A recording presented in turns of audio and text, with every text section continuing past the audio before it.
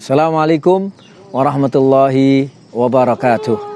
Alhamdulillah, wassalatu wassalamu ala rasulillah Muhammad ibn Abdillah wa ala alihi wa sahbihi wa mawala wa la hawla wa la quwata illa billah, amma ba'du. Bapak Ibu jamaah sekalian, rahimani wa rahimakumullah. Waktu terus berjalan dan berputar. Saat ini kita berada di penghujung bulan Zulqa'dah. Dan sebentar lagi kita akan masuk putaran terakhir dari kalender Hijriah, yaitu bulan Zulhijjah. Nah, ketika kita bicara bulan Zulhijjah, selaku muslim yang baik, tentu akan ingat salah satu amalan. Meskipun umumnya dikategorikan termasuk anjuran, yaitu berkurban. Jadi di bulan Zulhijjah banyak amalan-amalan. Di antaranya adalah berkurban. Hewan yang boleh disembelih untuk ibadah kurban itu diatur. Di kitab fikih digunakan istilah al-an'am. Nah, yang dimaksud al-an'am ini hanya terdiri dari 3. Unta, sapi, dan kambing. Nah, kita fokuskan salah satu hewan kurban, yaitu kambing. Ketahuilah bahwa bicara ibadah kurban harus ikuti ketentuan. Seperti kambing. Kambing yang dibolehkan atau memenuhi syarat untuk disembelih sebagai kurban, kambing jenis apa saja, tetapi harus masuk cukup umur. Nah, di kitab fikih dijelaskan, kalau kambing jenis domba yang berbulu keriting, itu dibolehkan mulai 6 bulan dan ke atas. Tetapi kalau kambing biasa berbulu lurus, entah itu kambing Jawa, kambing kacang, kambing etawa, kambing sundoro, dan lain sebagainya, itu mulai masuk 1 tahun dan ke atas. Nah, selain umur, tentunya kita juga harus paham bahwa kambing tersebut harus sehat dan tidak boleh cacat. Adapun jenis kelamin betina atau jantan tidak masalah. Namun seringkali kaum muslimin lebih senang memilih jantan. Nah, ini pilihan. Nah, dalam bahasan sesuai tuntunan tentu juga harus ikuti aturan umum yang menunjang seperti masalah kesehatan. Maka dari itu, kambing yang akan kita sembelih sebagai kurban setelah memenuhi syarat umur dan juga sehat dan tidak cacat, kita harus memperhatikan kebersihan. Kebersihan kandang, kebersihan makanan, kemudian kebersihan orang-orang terlibat dalam mengurus merawat kambing itu sendiri.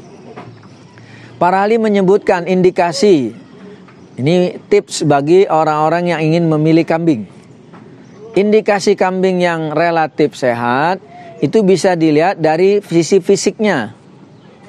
Yang paling mudah adalah bahwa kambing yang masuk kategori sehat itu gerakannya energik, hiperaktif. Ketika diberi makan lahap, diberi minum lancar. Begitu pula ketika dia buang kotoran normal, lancar. Dan untuk melengkapi indikasi menurut para ahli, memilih kambing yang sehat itu adalah dengan cara disentuh. Yang dimaksud adalah seperti kambing yang berbulu lurus. Jadi indikasi kambing sehat dari sisi bulu yang lurus, itu kita usap dari bagian belakang berlawanan arah. Bulu kambing yang lurus bila diusap dari bagian belakang berlawanan arah ke bagian kepala, itu berdiri. Nah, bila setelah berdiri cepat kembali, itu indikasi sehat. Tetapi bila bulu berdiri lama kembali, itu indikasi kurang sehat. Lebih jauh dari itu, menurut para ahli, dokter hewan umumnya menyatakan bahwa kambing yang sehat itu di mulutnya relatif lembab, tapi tidak berlebihan. Meskipun mengeluarkan kotoran mata di ujung-ujung itu termasuk yang normal, bukan berlebihan sampai mengotori pipi. Termasuk dengan menyentuh, meraba itu. bagian bawah telinga kambing. Adakah kelenjar-kelenjar yang menonjol, termasuk di ketiak-ketiak kambing?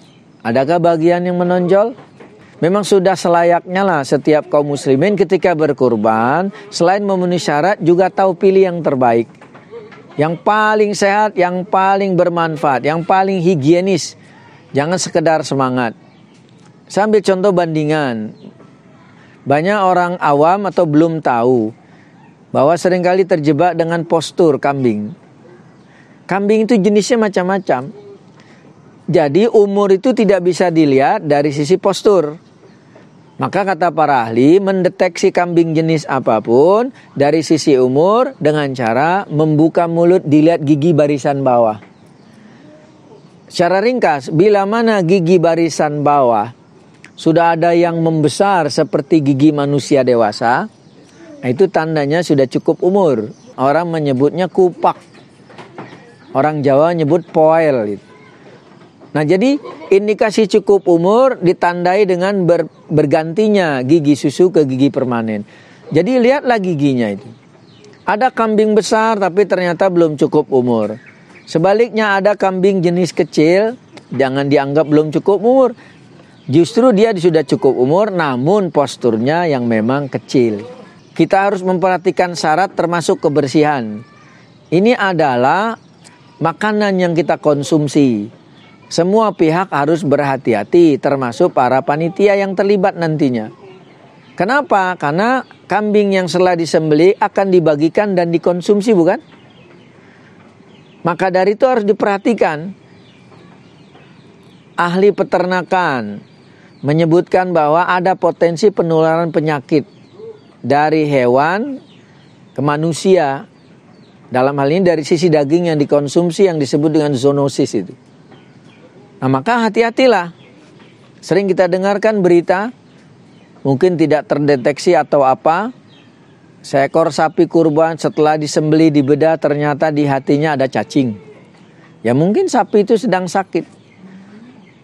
Nah, maka dari itu ikutilah ketentuan-ketentuan yang ada, dalam hal ini ketentuan agama. Mudah-mudahan ibadah yang kita lakukan tergolong amal soleh dan juga kita menebar manfaat kepada diri, keluarga, dan anggota masyarakat. Pilihlah yang terbaik. Jangan urusan-urusan akhirat selalu banyak berhitung. Akhirnya memilih hewan kurban yang seadanya sekedarnya. Kecuali memang tidak mampu. Tapi sepanjang punya kemampuan, berikanlah yang terbaik. Tentu kita sama-sama ingat surah Al-Kautsar. Inna a'tainakal kautsar fasholli lirabbika wanhar inna syani'aka huwal abtar. Sesungguhnya banyak nikmat itu yang telah diberikan itu. Maka tegakkanlah sholat dan berkurbanlah. Jadi perintah berkurban setahun cuma sekali. Jadi bila mampu pilihlah yang terbaik. Kenapa untuk dunia kita berani habis-habisan, tapi untuk akhirat cuma asal-asalan. Wallahu ta'ala a'lam.